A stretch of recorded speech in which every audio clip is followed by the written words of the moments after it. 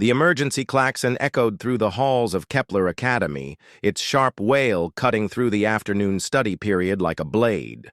Professor Zenth's 4 eyes widened in terror as he read the containment breach alert on his neural display. "Code Crimson," he whispered, his translator struggling with the emotion in his voice. "The kithra has escaped." 23 alien students of various species immediately began their evacuation protocols, filing toward the emergency exits with practiced efficiency. All except one. Marcus Chen, the only human in the Academy's experimental interspecies education program, remained seated at his desk, calmly finishing his quantum mathematics assignment. At 12 years old, he was already 2 grades ahead of his chronological age group, but his behavior often baffled his alien classmates and teachers. "Marcus!" Professor Zenth's tentacles flailed anxiously. "You must evacuate immediately. The kithra is a Class 9 predator from the death worlds of the Vortex Nebula." Marcus looked up with genuine curiosity. "What does it look like?" "Child, this is not the time for—" The professor's words died as a thunderous roar shook the building. Through the reinforced windows, they could see security forces retreating as something massive moved through the outer courtyard. The kithra stood nearly 4 meters tall, its obsidian hide gleaming under Kepler's twin suns. 6 powerful limbs ended in razor-sharp claws, while bioluminescent stripes pulsed along its muscular frame. Its elongated skull housed rows of crystalline teeth, and its eyes, ancient, intelligent, and currently filled with rage, swept across the fleeing figures below. "It's magnificent," Marcus breathed, pressing his face against the window. Professor Zenth nearly molted from shock. "Magnificent? Marcus, that creature could tear through a battlecruiser's hull." But Marcus wasn't listening. Something had caught his attention in the courtyard below. Near the botanical gardens, partially hidden behind a cluster of imported earth roses, he spotted movement. Small, fuzzy shapes huddled together, clearly frightened. "Professor," Marcus said quietly, "are those babies?" Zenth followed his gaze and gasped. 3 kithra cubs, each no larger than a human child, cowered behind the flowers. They must have escaped during a routine feeding when the adult broke containment. "This explains everything," Zenth muttered. "The kithra isn't hunting. It's searching for its offspring." Marcus was already moving toward the door. "Where are you going?" Zenth's voice pitched higher with panic. "To help!" "Marcus, no! Even if you're correct, a protective parent is often more dangerous than a hunter."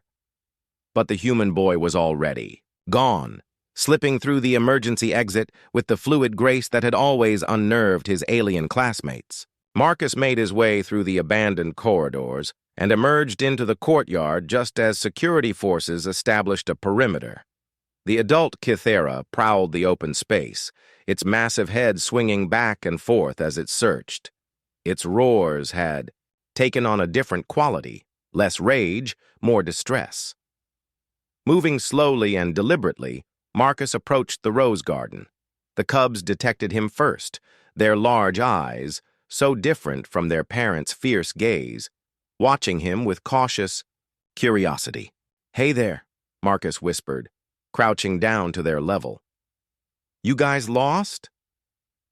The largest cub, barely knee-high to Marcus, took a tentative step forward.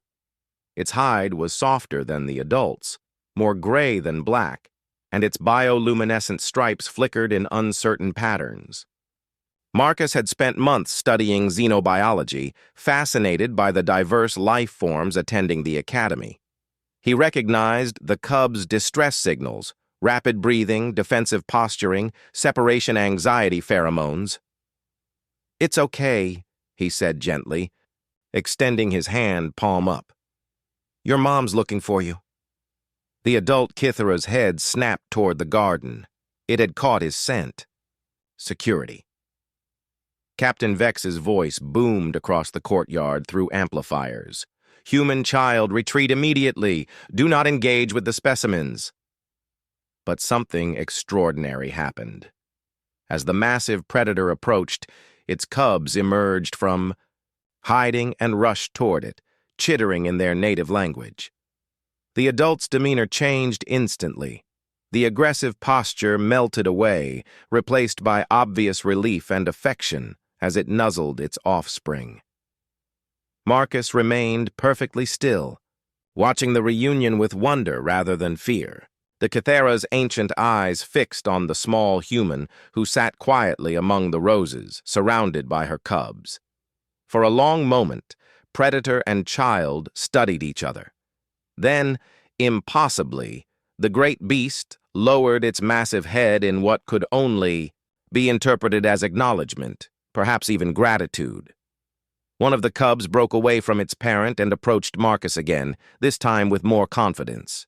It pressed its soft snout against his hand, purring with a sound like distant thunder. "Marcus?" Professor Zenth's voice carried across the courtyard as he finally worked up the courage to approach. "How did you know?" The boy looked up, still gently stroking the cub's head. It wasn't hard to figure out. The way it was moving, not hunting, searching. And when I saw the babies, he shrugged with typical human pragmatism. Sometimes you just have to trust that others want the same things you do. Family, safety, home. The adult kithra gathered its cubs with gentle nudges, but not before each one touched Marcus's hand in farewell. As the security team cautiously escorted the family back to their enclosure, this time with proper safeguards, Captain Vex approached the human child.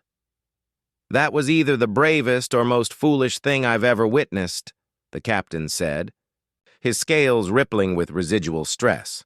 Marcus stood and brushed dirt from his uniform. Maybe both, but they're together now. Later, as the academy returned to normal operations, Professor Zenth filed his incident report. In the section marked Human Behavioral Analysis, he wrote, "Subject continues to display species-typical traits, irrational courage, emotional intelligence exceeding logical parameters, and an inexplicable ability to connect with potentially hostile xenofauna. Recommend continued observation and perhaps additional safety protocols." But privately, he wondered if humanity's greatest strength wasn't their technology or their adaptability. It was their stubborn refusal to see monsters, where others saw family. Marcus, meanwhile, had already returned to his quantum mathematics, humming quietly as he worked. Outside, the kithra family rested peacefully in their upgraded habitat, and for the first time since arriving at the academy, the cubs weren't afraid. Sometimes, Professor Zenth reflected, the most dangerous predators in the galaxy were no match for a human child who simply refused to be scared.